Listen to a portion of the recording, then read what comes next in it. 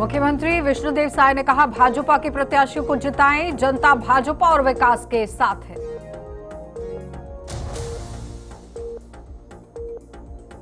उप मुख्यमंत्री साहब ने बजट पर कांग्रेस के बयान पर किया पलटवार, कहा सोनिया गांधी और राहुल गांधी देशवासियों से मांगे माफी। और केंद्रीय बजट में 12 लाख रुपए तक की आय पर आयकर में छूट, जिससे मध्य वर्गीय परिवारों को मिलेगी आर्थिक स्वतंत्रता। नमस्कार, बुलेटिन में आपका स्वागत है। मैं हूं आपके साथ आशा सरमाल। चलिए शुरुआत करते हैं छत्तीसगढ़ से जुड़ी खबरों की। छत्तीसगढ़ के मुख्यमंत्री विष्णुदेव साय ने रायपुर शहर के भारतीय जनता पार्टी कार्यकर्ताओं से आगामी नगर निगम चुनाव में महापौर पद और सभी 70 पार्षद प्रत्याशियों को भारी बहुमत से विजयी बनाने की अपील करते हुए कहा कि जनता भाजपा के पक्ष में तैयार खड़ी है, जनता विकास चाहती है। और साय ने कहा कि छत्तीसगढ़ में हमारी सरकार बने 13 महीने यहां पर हुए हैं और 13 महीनों में ही भाजपा सरकार ने जो काम किए उसे जनता ने देखा है।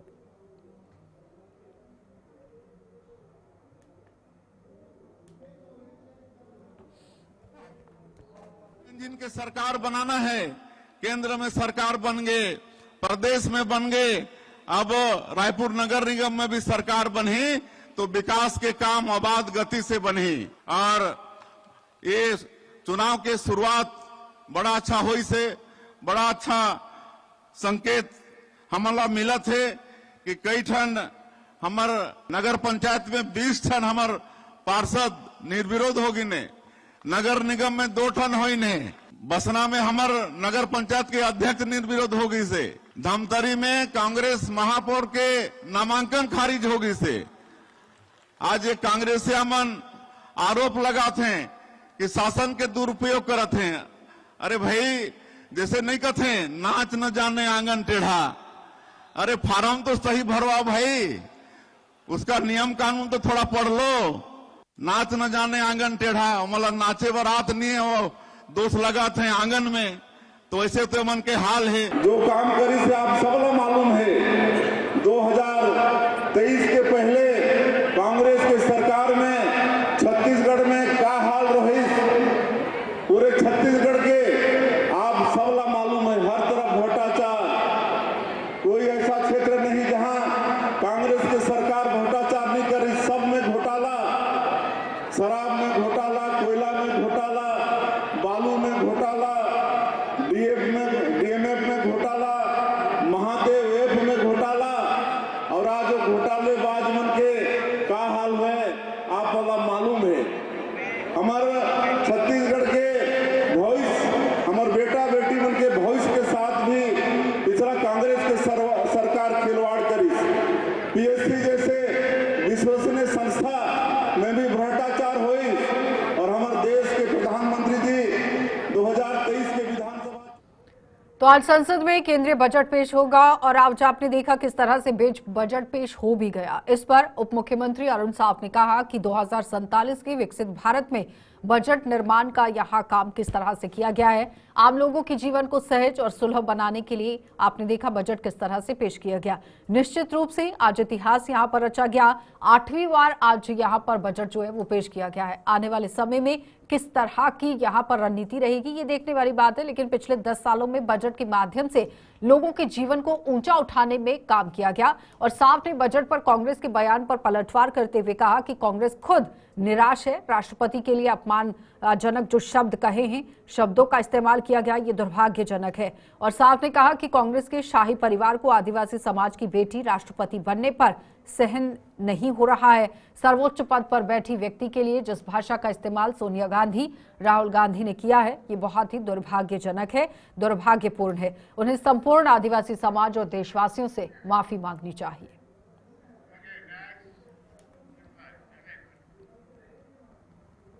केंद्रीय बजट में 12 लाख रुपए तक की आय पर आयकर में यहां छूट का निर्णय किराए जो करदाता हैं उन्हें दी गए हैं और काफी तरीके से उन्हें बड़ी राहत हुई है। जिससे मध्यवर्गीय परिवारों को आर्थिक स्वतंत्रता मिलेगी। किसान क्रेडिट कार्ड की सीमा बढ़ाकर 5 लाख रुपए कर दी गई। प्रधानमंत्री धन धान्य योजना के तहत 1.7 करोड़ किसानों को मदद दी जाएगी। केंद्रीय बजट आत्मनिर्भरता, समावेशी और ग्रामीण उत्थान का प्रतीक रहा। ग्रामीण कल्याण, किसानों की भलाई, महिलाओं के सम्मान और युवाओं के लिए महत्वपूर्ण कदम यहां पर उठाया गया। अब 12 लाख रुपए तक की आय पर कोई भी आयकर नहीं देना होगा और ये निर्णय करदाताओं के लिए बड़ी राहत लेकर आया है। इससे मध्यवर्गीय परिवारों को आर्थिक स्वतंत्रता मिलेगी और वे अपनी आय का बेहतर उपयोग कर सकेंगे। में सबसे बड़ी बात 12 लाख तक के इनकम के लिए पूरी तरह से इनकम टैक्स में कंप्लीट छूट दी गई है। इससे सरकारी कर्मचारियों को, छोटे व्यापारियों को, मध्यम वर्गीय साथियों को इसका बड़ा लाभ मिलने जा रहा है। बहुत बड़ा लाभ होगा। लोग अधिकतम 10 लाख तक छूट मिलेगी एक्सपेक्ट कर रहे थे, लेकिन ये 12 लाख तक की छूट मोदी जी ने पूरे देश के मध्यम वर्ग को दिया है, जो बहुत बड़े सौभाग्य का विषय है।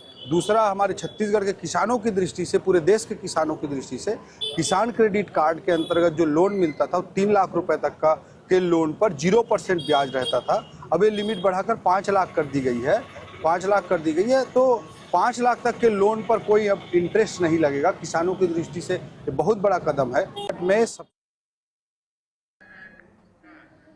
तो रायपुर में कांग्रेस द्वारा बजट को लेकर बात की गई। इस पर बोलते हुए कहा गया कि इस बजट में देश की जनता को ठगने का काम किया गया है। ये बजट देश की अर्थव्यवस्था के लिए घोर निराशाजनक बजट साबित होने वाला है। इस बजट में किसानों के लिए उनकी उपज की समर्थन मूल्य की गारंटी के लिए पूरे प्रावधान नहीं है और इस बजट में फसल बीमा में सुधार के लिए कोई प्रावधान नहीं है। मोदी सरकार की प्राथमिकता में जन कल्याणकारी योजनाएं ही नहीं है और इन तमाम चीजों के बारे में बजट पूरे तरीके से मौन है। छत्तीसगढ़ के बारे में भी एक का इस बजट के अंदर उपेक्षा यहां पर की गई। एक का बजट के अंदर आप देखिए किस तरह से बात कही गई। बताते चले कि इस बजट में छत्तीसगढ़ की नई राजधानी में बनने वाले एम्स के लिए कोई प्रावधान नहीं है। इस बजट में छत्तीसगढ़ की घोर उपेक्षा की गई। इस तरह से बड़ा बयान जारी किया गया। मोदी सरकार की अदूरदर्शिता का प्रमाण है 2025 का आम बजट। वित्त मंत्री ने इस बजट में देश की जनता को ठगने का काम किया है। यह बजट देश की अर्थव्यवस्था के लिए घोर निराशाजनक बजट साबित होने वाला है। इस बजट में किसानों के लिए उनकी उपज की समर्थन मूल्य की गारंटी के लिए कोई प्रावधान नहीं है। इस बजट में फसल बीमा में सुधार के लिए कोई प्रावधान नहीं है। इस बजट में मनरेगा की बढ़ोतरी, मनरेगा की मजदूरी के बारे में बढ़ोतरी के बारे में कोई प्रावधान नहीं। उल्टे इस बजट में प्रधानमंत्री आवास में 40% की कटौती की गई है। इस बजट में जल जीवन मिशन में 67% की कटौती की गई है। कृषि के बजट में 7% की कटौती की गई है। शिक्षा के बजट में 9%। तो रायपुर जिला निर्वाचन अधिकारी गौरव सिंह के द्वारा आज पत्रकारों से चर्चा की गई और चर्चा के दौरान नगरीय निकाय निर्वाचन और ईवीएम संबंध में जानकारी दी गई। एक ही नहीं, आप देखिए कि यहाँ पर वीयू में भी पहले महापौर या फिर नगरीय निकाय के अध्यक्षों का चुनाव होगा। उसके बाद पार्षद के लिए मतदान होगा, जो अध्यक्ष या महापौर का एक है, और उसके लिए व्हाइट पेपर का उपयोग होगा और पार्षद चुनाव के लिए यहाँ पिंक कलर के पेपर का इस्तेमाल किया जाएगा। जागरूकता का सबसे बड़ा माध्यम आप मीडिया के दोस्त हैं, इसलिए आपकी जागरूकता के लिए आज कि आप हैंड्स ऑन हो लें, आपको जो चीज़ें भ्रम की स्थितियाँ हो वो न हो। आप सभी साथियों ने हैंड्स ऑन किया है, जो डाउट्स थे वो बताए गए हैं। नॉर्मली आम शब्दों में कहें तो नगरीय निकाय के जो चुनाव होंगे वो ईवीएम से होंगे और इसमें जो महापौर या अध्यक्ष का चुनाव के लिए जो पेपर यूज होगा वो वाइट पेपर होगा और जो पार्षद के लिए होंगे वो पिंक पेपर या गुलाबी पेपर होगा। एक ही जो बीयू है उसमें दोनों का होगा। मतदाता को जब वोट देने के लिए कंट्रोल यूनिट से अथॉरिटी दी जाएगी उसके बाद वो जाएगा, उसको ये स्वतंत्रता है कि इन दोनों में से वो जिसमें डालना चाहे पहले वोट डाल सकता है। पहले वोट पर एक छोटी सी बीप होगी और उसके बाद जब वो दूसरा वोट डालेगा तो बड़ी बीप होगी और ये बड़ी बीप होने का मतलब है कि निर्वाचन की समाप्ति, मतलब उसका वोट सक्सेस।